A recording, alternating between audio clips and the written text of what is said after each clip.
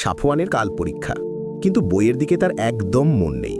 পেটের ভেতর যেন হাজারটা প্রজাপতি ডানা ঝাপটাচ্ছে। সে ভাবল, ধুর, ভয় তো পাচ্ছে আমার মাথাটা, তাহলে পেটটা এমন করছে কেন?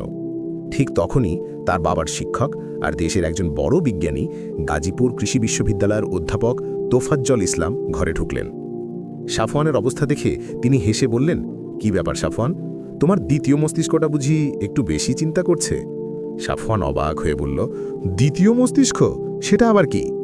অধ্যাপক ইসলাম বললেন, চলো, আজ তোমাকে তোমার শরীরের ভেতরের এক আশ্চর্য রাজ্যের গল্প শোনাই। তোমার পেটের ভেতরেই আছে এক ঘন জঙ্গল, যাকে বলে অন্ত্রের মাইক্রোবায়োম। সেখানে তোমার কোষের চেয়েও 10 গুণ বেশি বাসিন্দা থাকে। এই রাজ্যে কোটি কোটি সৈন্য আছে যারা তোমার জন্য কাজ করে। যেমন ধরো বিফিডোব্যাকটেরিয়াম আর ল্যাক্টোব্যাসিলাস। ওরা তোমার শরীরের প্রহরী, খারাপ জীবাণুদের বিরুদ্ধে লড়াই করে আর তোমার খাবার থেকে পুষ্টি জোগাড় করতে সাহায্য করে।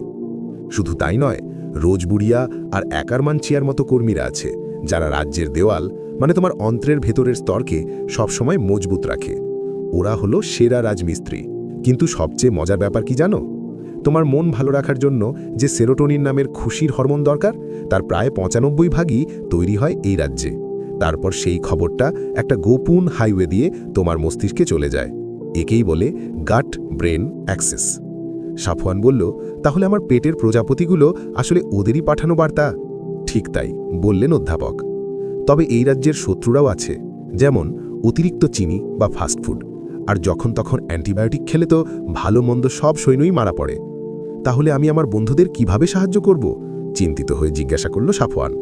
অধ্যাপক ইসলাম বললেন, খুব সোজা, ওদের জন্য পাঠাতে হবে ওদের পছন্দের খাবার, যেমন দই, নানা রকম শাক সবজি, ডাল আর গোটা ফল। ফাইবার হলো ওদের সবচেয়ে প্রিয় খাবার। এই ক্ষুদ্র বন্ধুরা শুধু তোমার শরীরকেই সুস্থ রাখে না, এরা আমাদের চাষাবাদ থেকে শুরু করে পরিবেশকেও ভালো রাখতে পারে।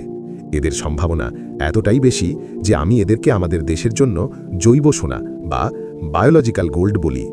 পরের দিন সকালে পরীক্ষার আগে সাফওয়ান এক বাটি দই আর একটা কলা খেল। তার পেটের ভেতর প্রজাপতিগুলো আর উঠছিল না। সে শান্ত বোধ করল। সে মনে মনে তার ভেতরের রাজ্যের বন্ধুদের ধন্যবাদ জানালো আর হাসি মুখে পরীক্ষার হলে চলে গেল।